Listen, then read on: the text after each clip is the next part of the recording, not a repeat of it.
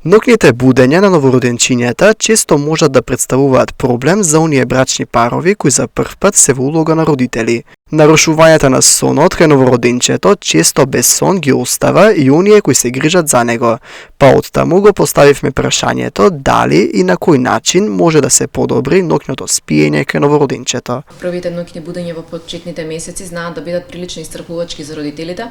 Меѓутоа, многу е важно секој родител што очекува бебенце или што има новороденче да знае што да очекува и да ги знае реалните очекувања. Прво, интересно е да се напомене дека бебињата се раѓаат само со 25% развиен мозок. Тоа значи дека тие воопшто не се спремни за целосно преспивање на ноќта.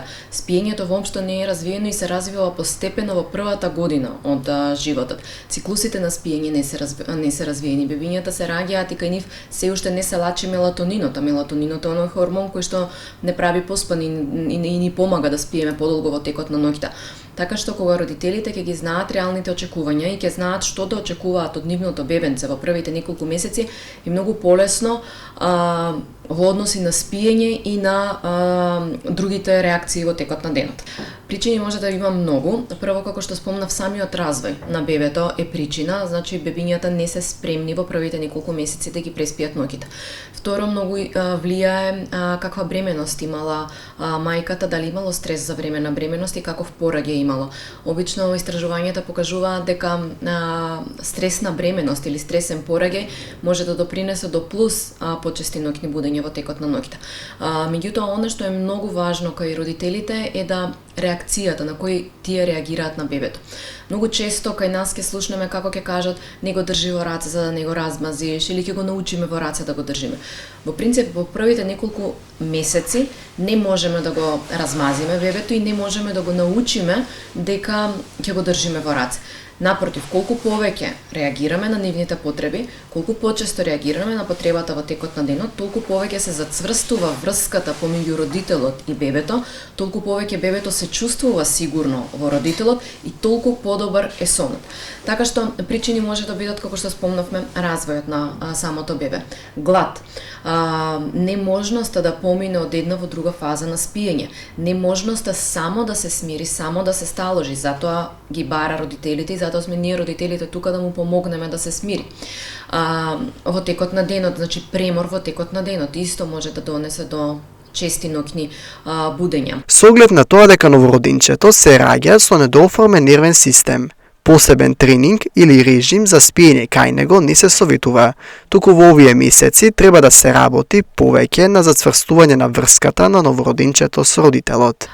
Иако во првите неколку месеци не советуваме класичен тренинг за спиење за бебиња, затоа што како што напоменав, овие месеци е многу важно да се работи на зацврстување на врската помеѓу новороденчето и родителите.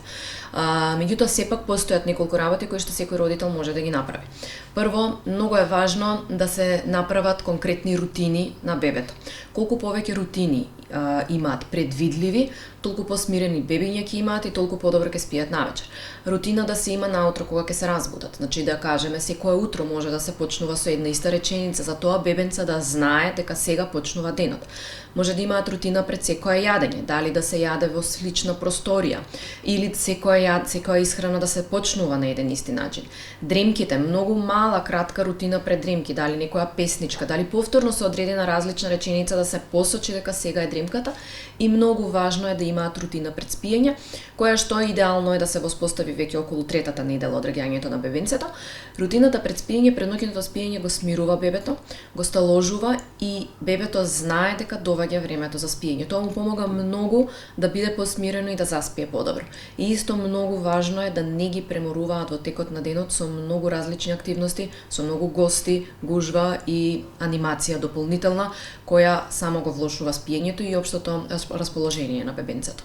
Како што велат експертите, спиење на новороденчето во ист кревет со родителот не се препорачува, бидејќи за да имаат квалитетен сон на новороденчињата им е потребен поголем простор во кој ќе спијат. Од безбедносни причини, секогаш е најдобро бебето да спие во свое посебно кревече, може да биде тоа и од оние кревечиња што се next to me, или веќе ако се инсистира да се спие заедно на кревет, сепак просторот каде што ќе спие бебенцето да биде ограничен за него, односно да има цврст душек, да биде ограничен со некоја ограда или странични перници, за да не може еден од родителите не случајно да дојде во близина на детето и да се настане несакана околност.